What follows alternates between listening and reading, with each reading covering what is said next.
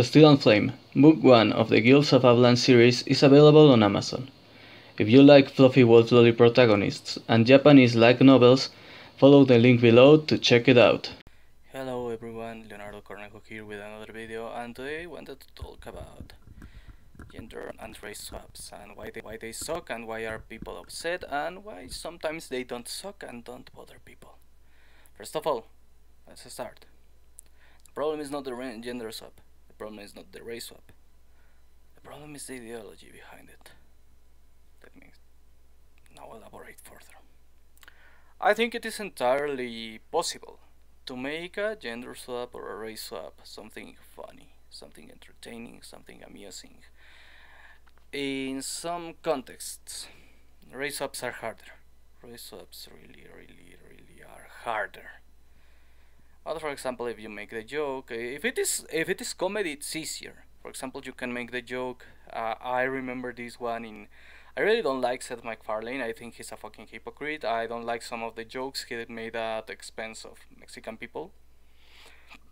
One I love is the Mexican Batman and the Mexican Superman, and there were these jokes like, for example, of them having several illegal immigrant relatives at their home, and I don't remember exactly the joke, but I remember one of them saying it was really funny how they say the line, and that's why it's stuck in my memory. Eviction! They are talking about their illegal immigrant relatives getting deported. That works. A joke like that works. Or for example, a race-based joke can make a race swap work. Or for example, in the case of Nick Fury, nobody really cared about the race swap from the originally white Nick Fury to the black Nick Fury, because the actor did it right, and because the writing wasn't that bad, and because Nick Fury wasn't that important. It's harder to accept when a character is already so well established that it looks weird. For example, you can say, oh, imagine if this character was like this. But, for example, then there are examples of how it is done wrong, such as Miles Morales. Miles Morales is a race swap done wrong. He will never be a Spider-Man, to be honest. There are many examples of how it is done wrong. Most of the examples of race swaps being done right are jokes or are new versions of a character. It's complicated. It rarely works well.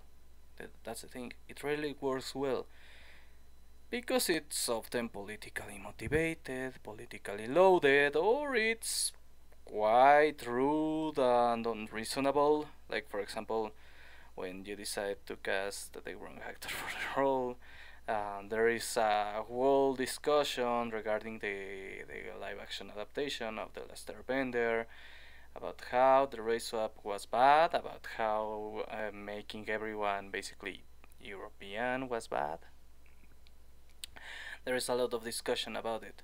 It can work if you get creative, if you do it in good faith, if you do it without political ideology in mind, without politics.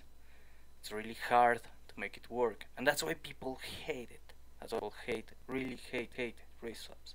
That's why they are a bad idea, and I don't recommend them. Not many can make them good. And when they are politically motivated, for example, when they say, "Oh, I need an established character for my race-focused propaganda," whatever it is, it can be in favor of or against that race. I need an established character for my race-focused propaganda. That's going to bother the people who are watching it.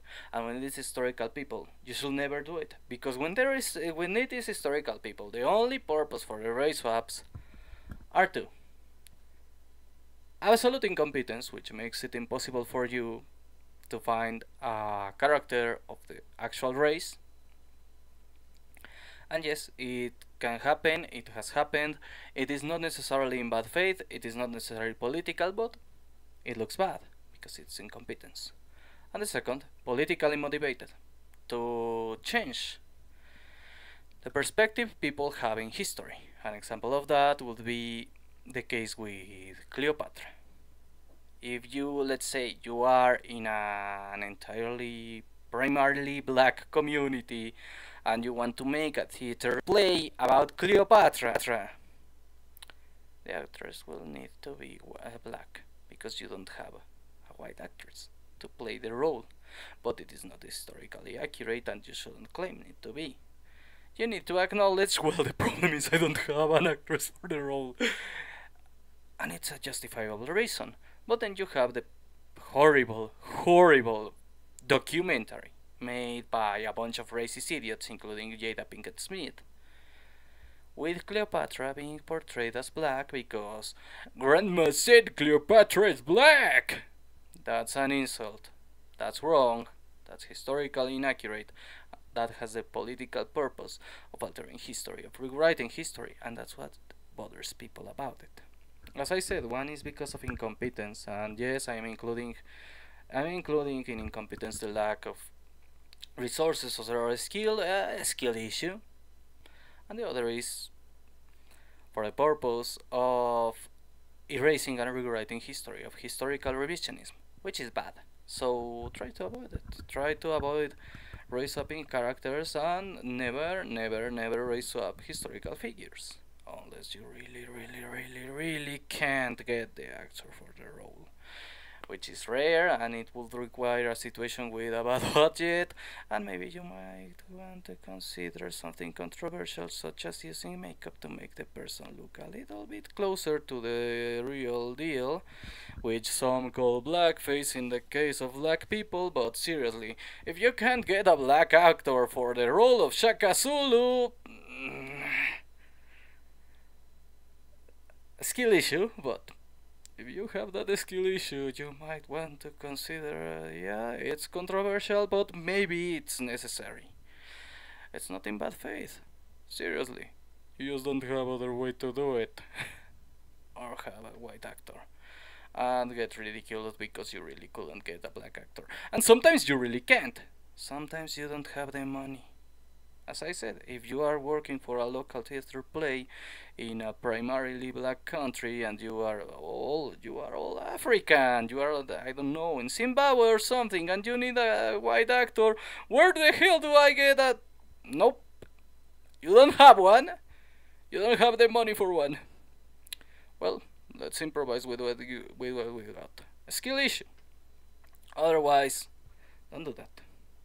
If you have the resources, get the right actor for the role, especially if it's a historical figure. If you have the resources and you decide not to, or if you are pushing a face-run narrative, you are a bad person. Simple as that. Now, regarding gender swaps, that's different. That's easier. That's actually something really funny. The problem with gender swaps made by leftist activists, by woke writers, is that they do it in bad faith. It's that they do it again for the purpose of altering the story, of saying, oh, now this hero you like is female, what are you going to do about it, Jude?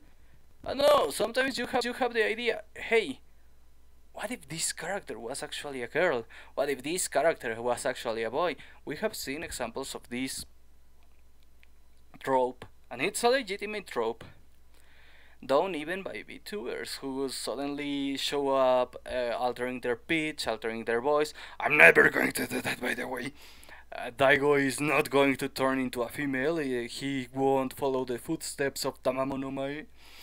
Anyway, back to what I was saying. You have these VTubers who alter their pitch, who alter their voice, and come up with an avatar that looks different. For example, I think it was Inugami Korone playing the role of a guy and doing a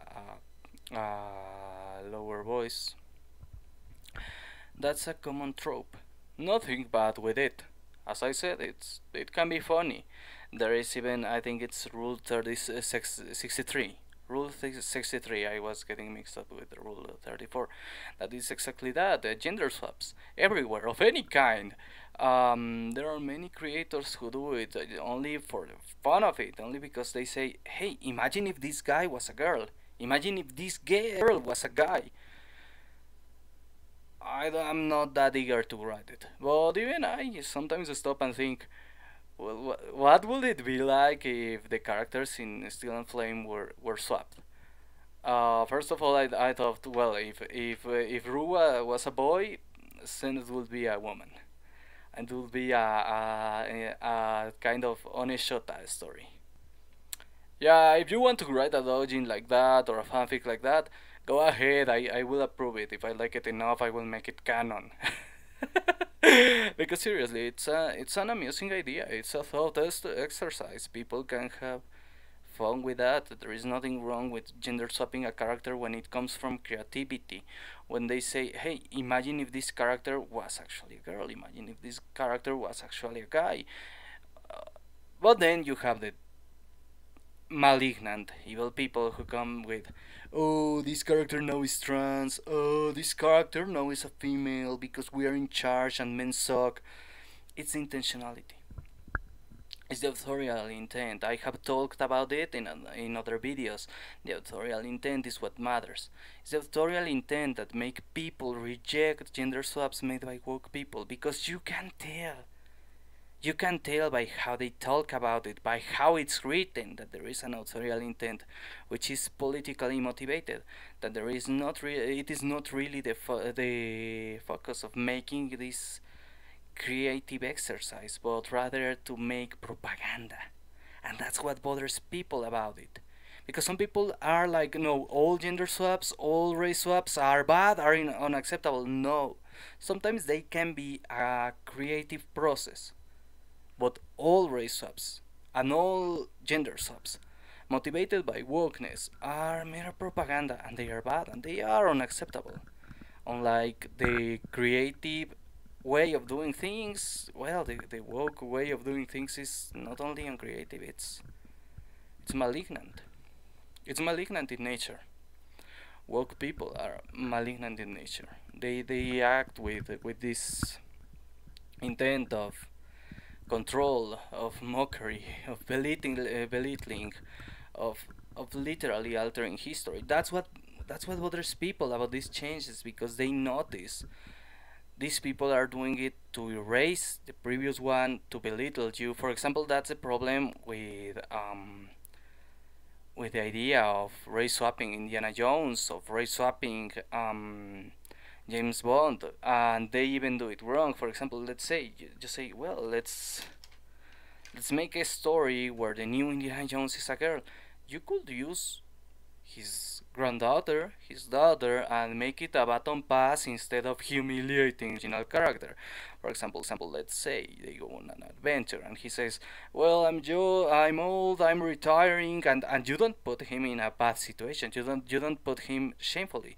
He goes on one last adventure, he says, I'm old, I'm retiring, and my granddaughter really is following my footsteps. Take my hat. Here. You earned it. Go on an adventure. I'm really old. This is my last adventure. We do heroic things instead of making him look like a clown as they did. We do heroic things together, and now you are going to be the new Indiana Jones, and you are going to be the hero. Make me proud. A baton pass. Make it cool. Make the previous character look cool and the new character look cool, and nobody will complain. It would even make sense. I mean, considering Indiana Jones has been Harrison Ford for this long, if you make this one last story of the Harrison Ford Indiana Jones in which he passed the baton to his granddaughter, to make it cool and last longer, to his granddaughter, who is also an archaeologist and is following his footsteps, that's cool. Instead, they made it basically, oh, this old guy can't do anything, but this girl boss can do everything and she will replace him. That's an insult to the original character and to the audience. And that's why it's wrong, that's why it fails, because there is a bad intent in it, because there is this insult to the original version, there is this aggression to the original version, there is this intent of treating the original character and the fans of the original character as if they were wrong, as if there was something wrong with them. That's why they don't work. It's not because race swaps or gender swaps are always bad. It's because when they are made by woke people, they always come with malice in them, and malice makes the work bad. Well, That's it for today. Have a good one.